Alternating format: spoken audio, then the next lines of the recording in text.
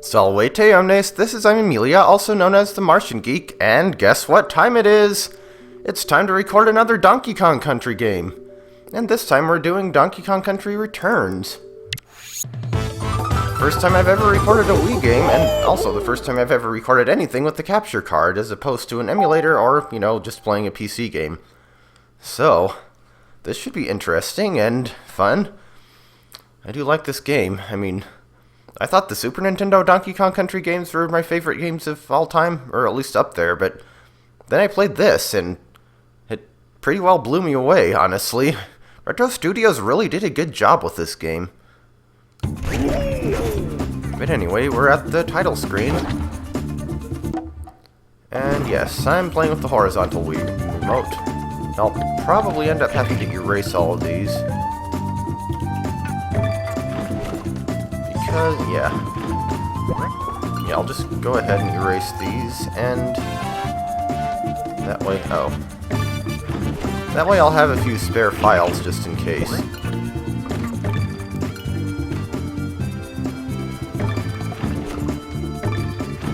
So, there we go. We're ready to start a new game. And of course we're playing with one player, but let's check out the options menu first. Audio. Find there. How to control. Yeah, using the nunchuck in a 2D game, no thank you. I can't stand the nunchuck controller, and I can't stand using analog sticks in 2D games, so... Oh yeah, I guess we'll check out the extras later. Kinda forgot about that. I never really used the extras menu, but anyway, we have this nice cloud loading screen here, and intro cutscene. That's one thing you didn't get in the Super Nintendo games, because they didn't really have the memory space for cutscenes. But Volcano, and whatever the heck these things are, and lava. Well, that doesn't look ominous at all. Has awakened, whatever the heck it is.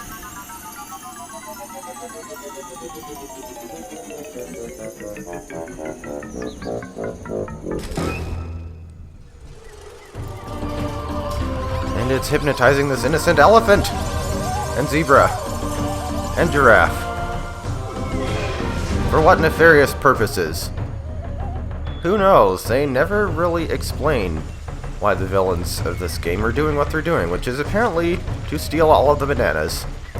They are the Tikis who went up the volcano and came down with all the bananas. Including apparently stealing Donkey Kong's.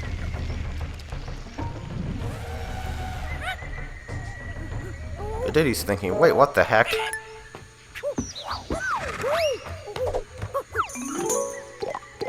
Where the crap did all our bananas go?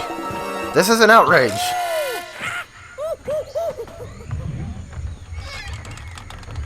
And there's our main character. But uh-oh. Here comes a Tiki. Ooh, I hypnotize you with my musical notes and treble clefs. But Donkey Kong is having none of that. We are immune to your hypnotic musical powers because we are the protagonist and we have plot armor. He's just like, nope. Sorry, but nope. So now... Oh yeah, get used to this if you're playing the game. Oh yeah, DK just beats the crap out of the Tiki and throws him into the bushes. So, we start our first level. And the controls are pretty basic. Assuming you're playing with the horizontal layout like I am, 2 is jump, 1 is run. And remember that shaky Wii remote icon? Well, it is a Wii game, so naturally there'll be some obligatory shoehorned in motion controls. And in this case, shaking the Wii remote causes you to ground pound, but shaking it while in motion causes you to roll. And if you hold down and then shake, you blow. You can do things like blow those dandelions there.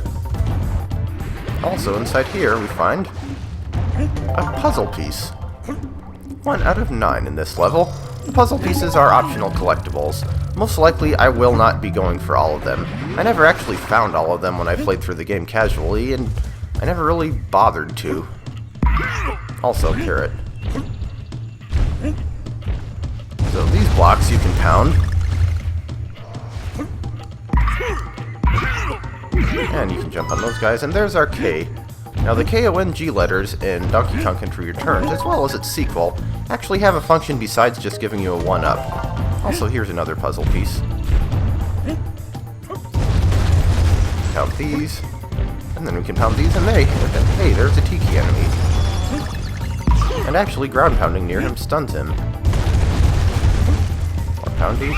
And watch out, because these guys will fall as soon as you pass them, but then you can just pound them. I guess pounding woke those guys up, because I certainly didn't come anywhere near them. And hey, puzzle piece number 3. Also blimp in the background. Also look at that background. That is a pretty background. I mean, well, I guess it wouldn't be a proper Donkey Kong Country game if it didn't have really pretty awesome looking graphics. Whoops.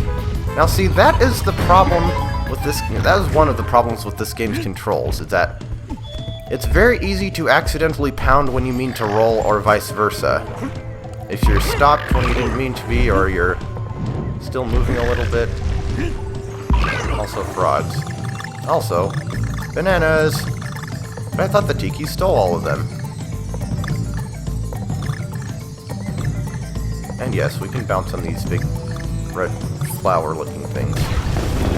But we got all the bananas and suddenly butterflies. And another puzzle piece.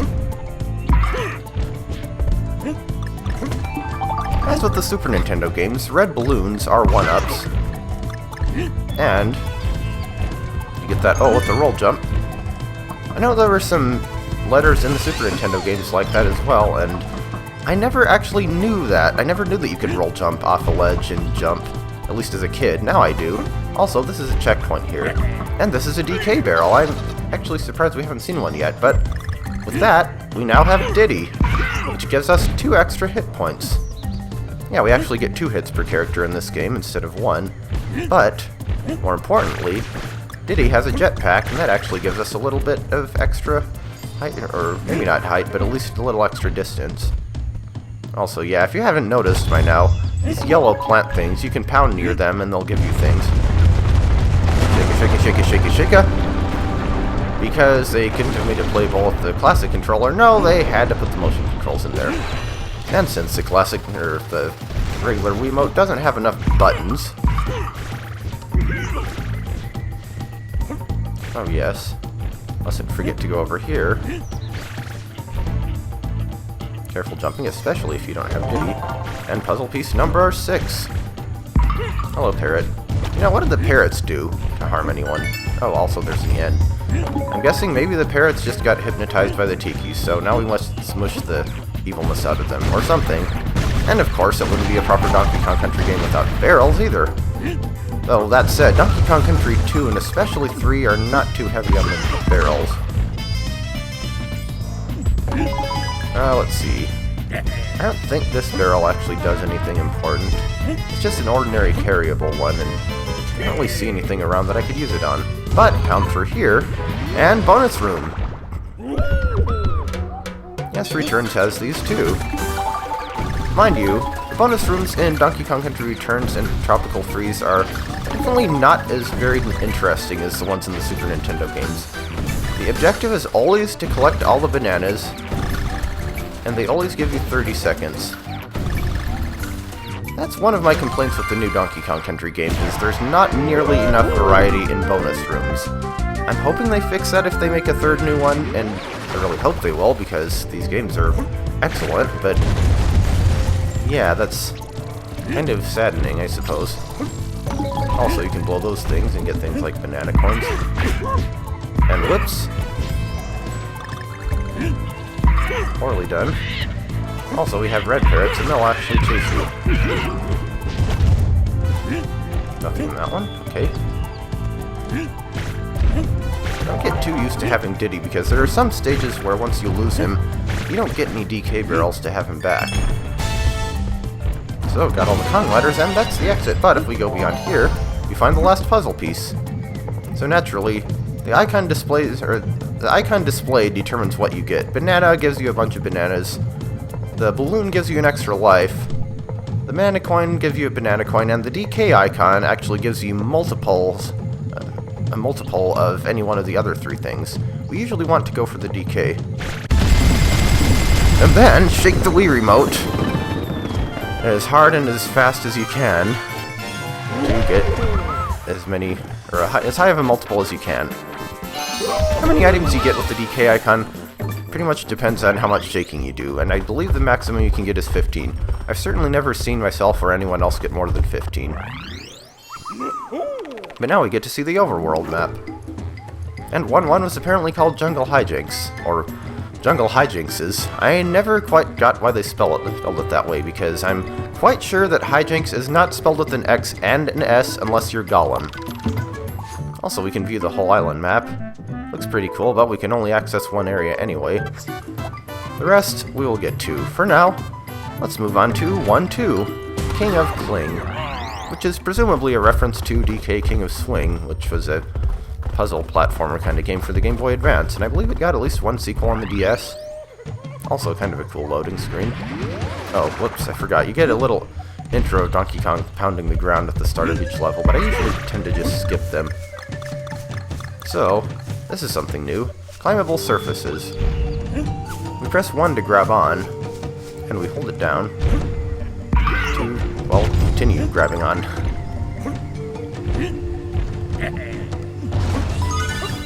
Also, puzzle piece up here. There are only 7 of them in this level. See, there's kind of a catch-22 with collectibles because... Oh, also, piranha plant looking thing. Obviously you can't jump on them. That was a little risky. The thing about collectibles, though, is if they actually get you something important, then it's kind of annoying because you have to get them if you want to complete the game. But if they don't give you anything important, then it's also kind of annoying because you've collected them for basically nothing. So, I guess the lesson learned is that collectibles are kind of annoying in general. Also, as far as I know, running into a stunned enemy still does hurt you, so... Anything up here? Yes, there is.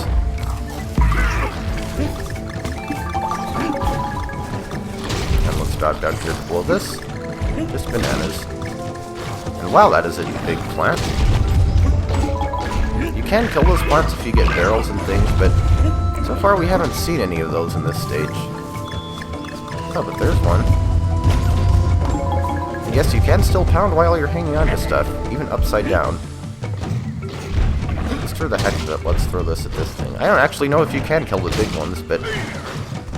nope. Just the little ones. I think that might be the only big one in this stage, though. Unless there are more than 2 sizes.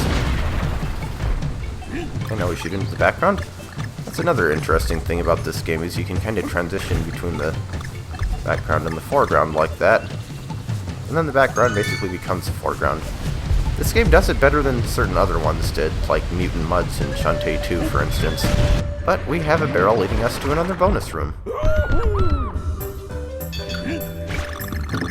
And another remix of the...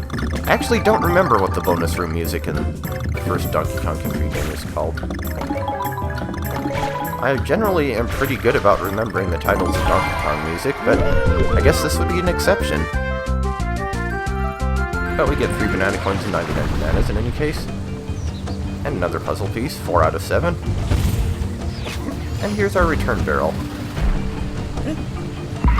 Now that I think about it, I'd like to see the return of some of the more gimmicky barrel types from Donkey Kong Country 2 and 3, like the tracker barrels, oh, there is another big plant.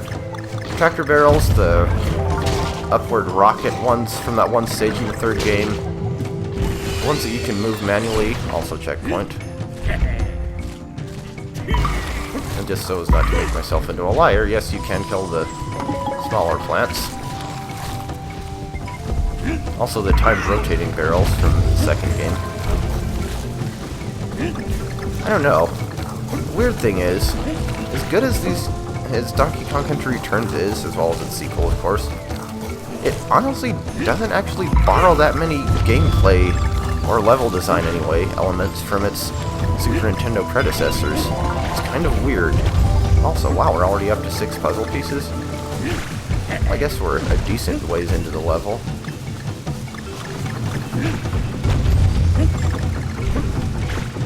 And just wait for this to come down.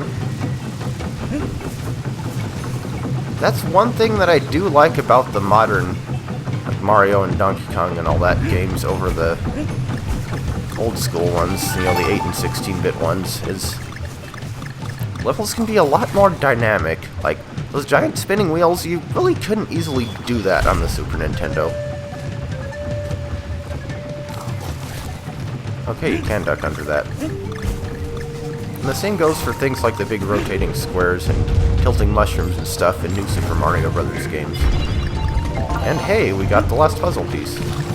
We got the last dodo. I want that banana. I want that banana.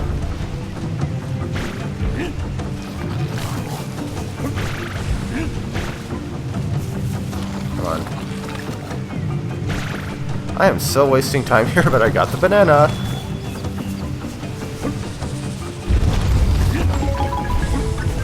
And attack Plant of Ninja Doom or something.